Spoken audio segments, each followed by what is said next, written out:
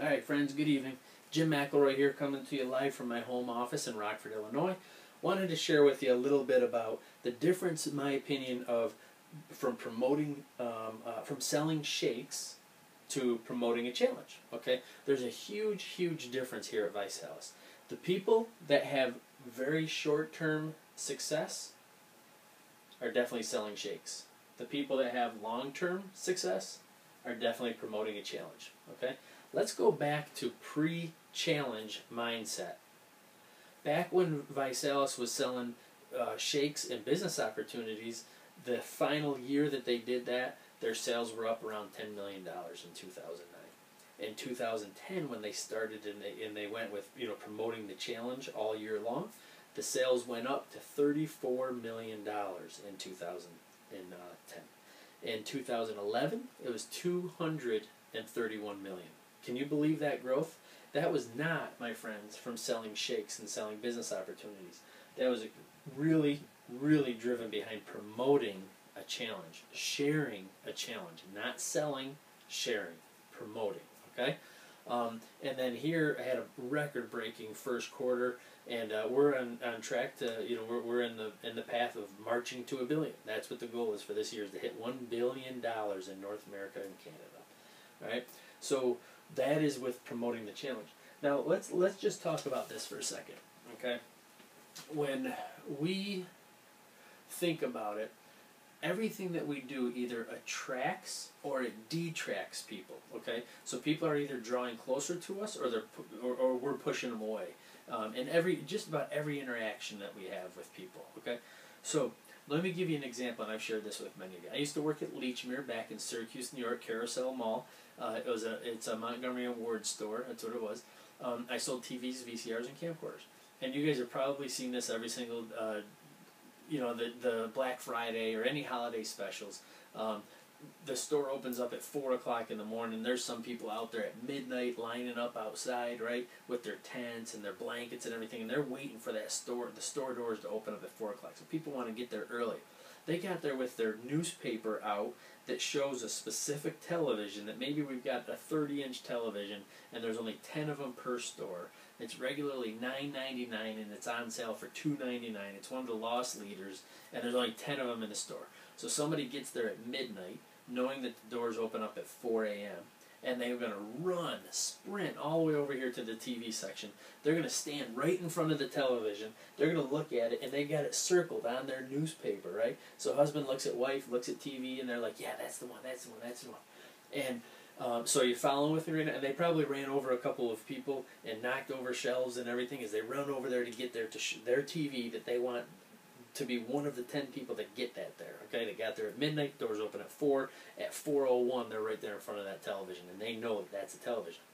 As a salesperson, right, I would walk over to them as kind as I could, and I would ask them, folks, can I help you find anything?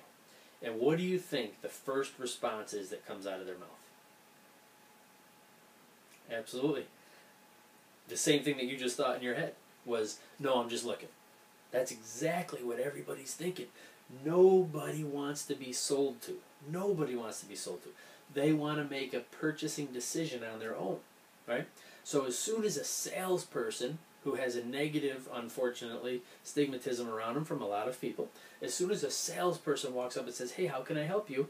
Even though they went out, they lined up at midnight to get there in line, to be in the door at 4, to sprint to the TV that they want, that they got circled here. They look at each other, they confirm, they look at the TV, they confirm again. I come over and ask if I can help you. No, they're just looking.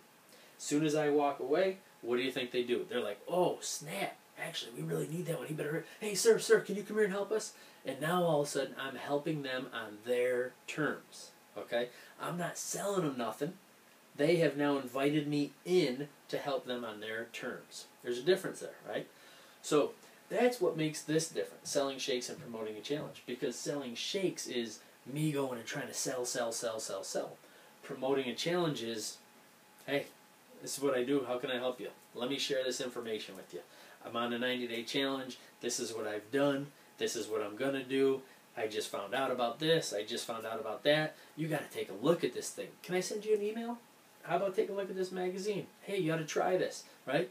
That's all it is. That's natural. That's casual, and that's the way promoting the challenge works. So if you're not having success in your business, chances are you aren't promoting a challenge. And truthfully, Kyle Passetti said this, is that you can't promote a challenge if you're not on a challenge. And he actually went so far as to say, if you're trying to promote a challenge that you're not on, you're a fraud. So get on a challenge. Everybody's challenge could be different. Your challenge might be to lose weight. Challenge could be to lower your blood pressure, cholesterol, to get off of medication. It could be to help get a handle on your diabetes. It could be to gain lean muscle mass. It could be to just get nutritious nutritious supplements in your body that you don't otherwise get. It could be to save money on groceries. It could be to get your 3 for free. It could be to qualify for a BMW and earn an extra $1,500 to $2,000 a month and drive around in a company-paid vehicle. It could be to earn a 6-figure income like 600 to 700 other people have done in our company. It could be. So everybody's challenge is different, and I just related those all around Visalis. But what we do also in the 90-day challenge mindset is we might set up, not only the physical goals and the financial goals, but we might also you might even be looking at 90-day spiritual goals, 90-day relational goals, professional goals. So we just like to live within 90-day windows, but we want to share the challenge with everybody. And it needs to be natural, it needs to be sharing, it needs to be promoting and not selling. Because if you're sharing, you could be attracting people. If you're selling, you could be detracting people. So keep that in mind. Don't sell shakes, don't sell business opportunity. Promote the challenge, get on your challenge, be the challenge, share the challenge. Hey, I just found out I'm going to lose this much weight in the next 90 days, or I'm going to gain this much lean muscle mass. You got to hear about this. Can I send you an email? That's it. Let them look at it. If they look at it and then they've got a heightened level of interest, when you call them back and say, hey, did you get a chance to look at it? What did you like best? Whatever they respond with, now you've got somewhere to go. Is everybody going to be interested? Absolutely not. Take a look around. I mean, 7 out of 10 of us are overweight. 3.5 out of 10 of us are clinically obese. So no, unfortunately, as much as we know that everybody should be interested in it, they're not. There's still a lot of people that are skeptical. But skeptical is okay. Cynical, forget about it. If they're cynical, leave it alone. If they're skeptical, it's okay. Share the information with them. At some point, they may end up they may become interested because they would be inspired by watching you have success on your challenge. Okay? So that's why every little bit helps and every little quit hurts. This business is really easy to get into. We can have a franchise for $1,000. You can own your own business, even less than that. I wouldn't suggest it, but you can do it for even less than that. But you can have a franchise. So that makes it very easy for anybody to get into this business. And that's the good part, but it's also a bad part. That means anybody can get in. And not everybody should be a business owner. Let's face it. Okay? So let's just think about that, though. This is the tip for the night, is don't sell shakes and don't sell a business opportunity. Promote a challenge. I don't care if the challenge is health related. I don't care if it's financially related. Promote a challenge. All right? We'll see you later. Thanks. Have a good night.